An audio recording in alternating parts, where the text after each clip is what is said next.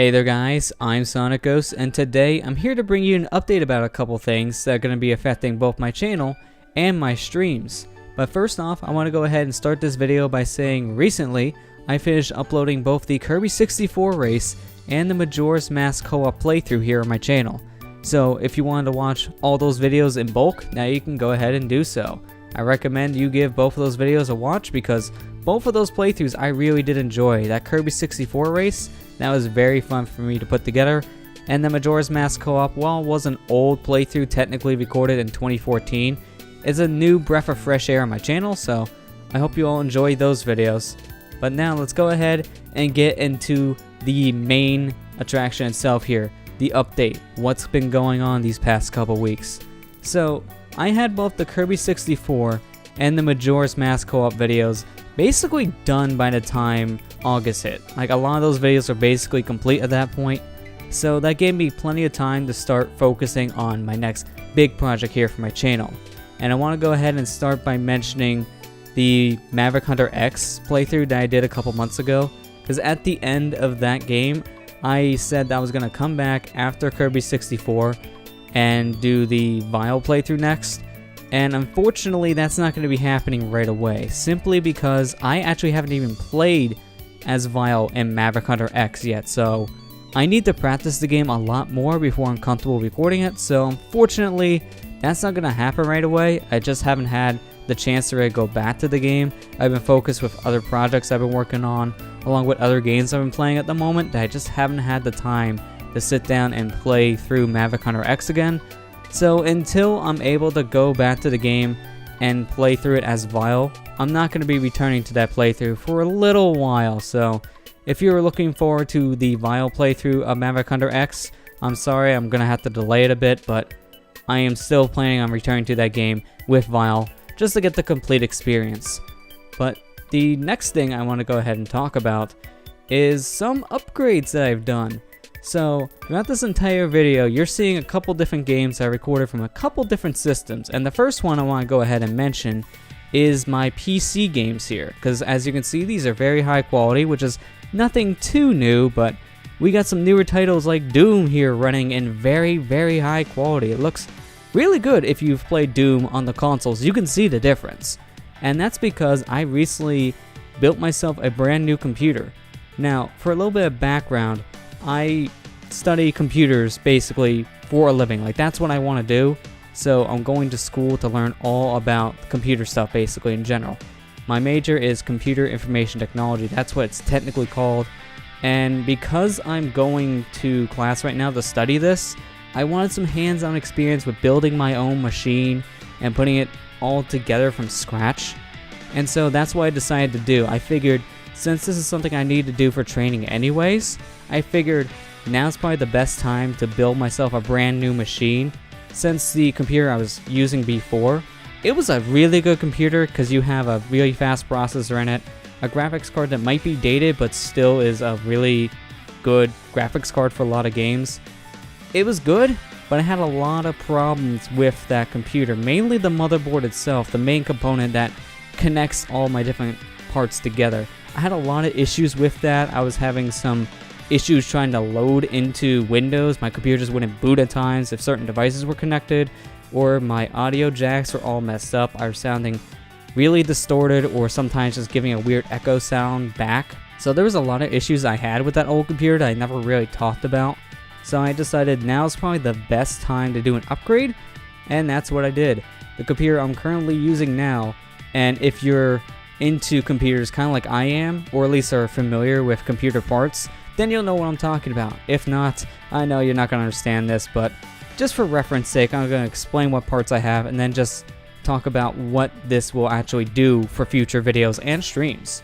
So the computer I have, I'm using a Asus motherboard, because previously I used an AS ROG motherboard, and talking to a couple of my colleagues down in my computer class, a lot of people were saying get an Asus board. They're more stable, they have more features, and their support is really good in comparison to the AS ROG board I had. So I got an Asus motherboard and I'm very happy with that so far. I have 32 gigabytes of RAM. That's mainly just because I work on a lot of video. The more memory you have, the better programs like Adobe Premiere and Photoshop Run. They just have more memory to work with. Then I have an i7 6700K processor that is in 4 gigahertz by base clock speed, and it's overclockable, meaning that this processor, it's very, very fast. It has 4 cores, 8 threads total, which means it has a lot of space to work with. And with all that extra core space, with that fast speed, I can go ahead and do a lot more multitasking things like recording and streaming a lot easier now than I could previously. And that's saying a lot because my previous computer had an i7 processor as well. It just wasn't this fast, and it wasn't overclockable. So if I want to get more speed out of this thing, I could push it to a limit. So there's that. I also got an NVIDIA GTX 1080 graphics card in this computer, which this thing is a beast. This graphics card can actually do 4K gaming in a very comfortable frame rate right now. So if I wanted to go full 4K in my PC gaming, I can easily do that with no problems. I'm sticking to 1080p for now for everything just because that's what all my screens are, my monitors, televisions, all that. It's still all 1080p, and for 1080p gaming on this graphics card, it can run basically any game I throw at it right now, max settings with a perfect frame rate. So PC gaming, super easy. So I'm going to see if I can bring more PC games to the channel in the future, whether it be by a live stream or just an actual playthrough, because now it's even easier for me to capture and record PC games.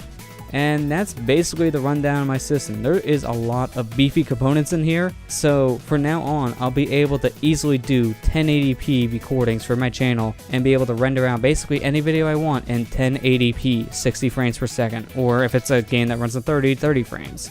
But I can hit that 1080p mark with no problems, because previously, even though my rendering times on my old computer was good, it wasn't good enough for me to push for full 1080 on every single project. So even older games I'm recording in say 480p, I can easily upscale those games to 1080 on this machine without too many issues.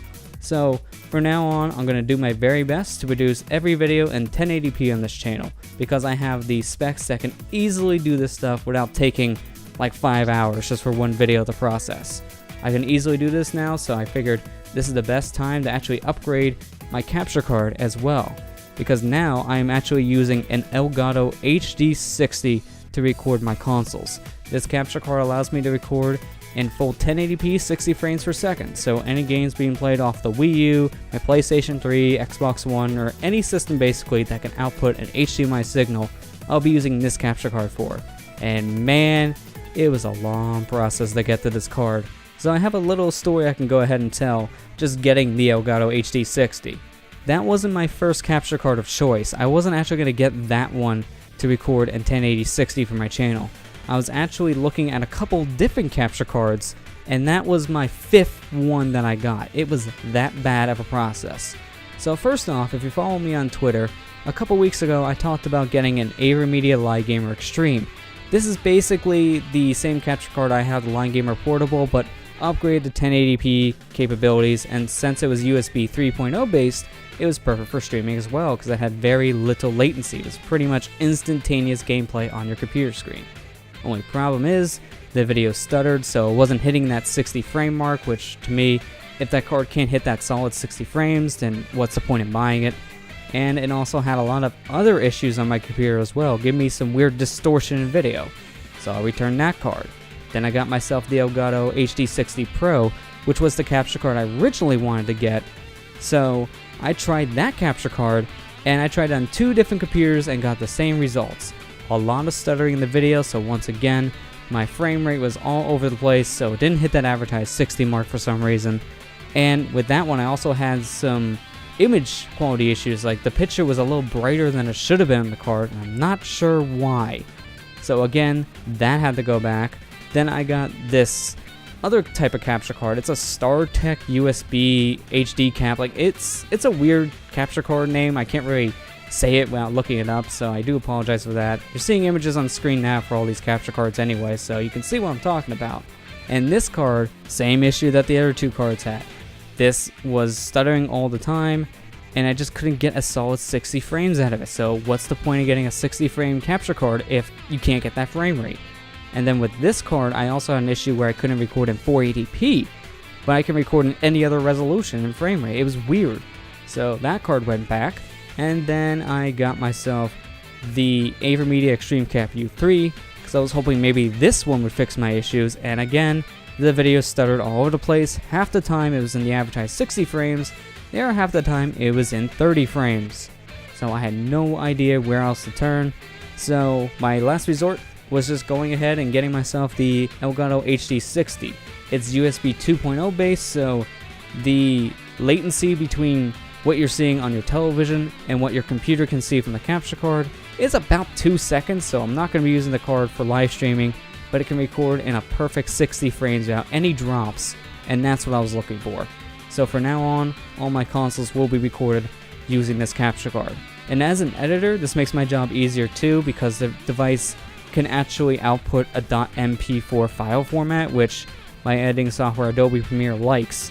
Because previously I was using a TS file format with the Live Gamer Portable, and while that might be supported with Premiere, it took me a lot longer to edit those videos because half the time my videos would just freeze up in Adobe Premiere. It didn't like that video codec all too much, so that's why sometimes I would take forever to get back to editing videos, because it was a hassle to edit a lot of console games because of the TS file format taking an hour to edit maybe a 10-minute video due to how many times it would freeze.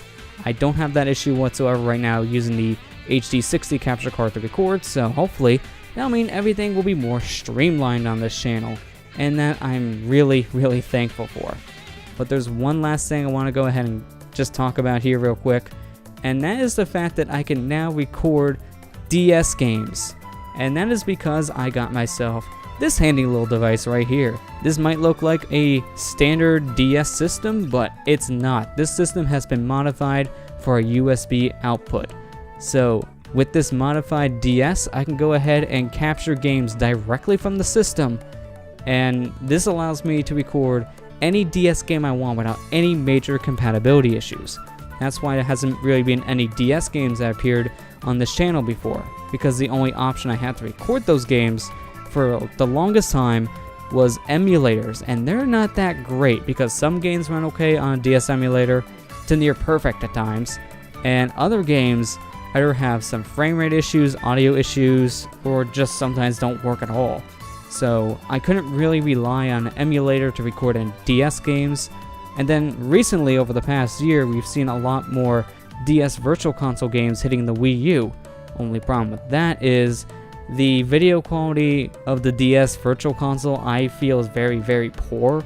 The brightness is too low in my opinion, and the screen orientations aren't as customizable as I would like, because I would like to be able to just have the full 2 screens on my display, like full screened. I don't want to have them shrunken down into like a DS little template, or just have one big, one small. I want to just have them both the same size. That way in editing, I don't have to worry about one looking stretched out or a little more compressed than the other. So with this DS capture card, I can easily record any DS game I want, and this also allows me to use the GBA compatibility with certain DS games, like the DS Pokemon games for example, to show off any extra features the games might have. So I can basically do whatever I want with DS now, so look forward to some DS games appearing on the channel as well. I should mention that this would only let me record standard DS games, not 3DS games, because this DS capture card isn't the same one you see a lot of other YouTubers use. A lot of other people like to use a 3DS capture, which can do both 3DS and DS games, but this one can only do DS and Game Boy Advance. This was a lot cheaper and easier for me to get a hold of, and while I would like to get a 3DS capture sometime in the future, for now, I don't really need it as much as I did the DS capture. So this will allow me to really only record and stream anything from the DS, not the 3DS as well. So I just wanted to make that clear. But with this capture card in hand, that gives me some more options for my channel. So look forward to seeing that as well. But that is basically all I have to talk about. This was more of a lengthy update compared to others, but there's a lot of information to go over here. So I just wanted to go ahead and let everyone know what's been going on the past couple weeks. All these hardware upgrades is basically why I've been slow on releasing any new videos for a little bit here, and also getting around to streaming, because it's been a very busy past couple weeks for me, trying to get all this hardware together, troubleshoot and test all of it, because I had all those capture card problems happen within the span of 1 month, so that can kind of slow you down. And then with everything upgrading, I haven't been able to really sit down and just play a game properly for the past couple weeks, so I'm now just getting around to actually sitting down and playing games for leisure again and work on some recording stuff. So I'll be able to get back to recording videos here very soon, as well as streaming. So with that all said, I hope you guys understand all the stuff that's been happening the past couple weeks as to why I couldn't really upload. And with all these hardware changes, I hope you look forward to the higher quality video that you're going to be getting here on my YouTube channel. So with that said, thank you all for watching, and I'll see you guys next time.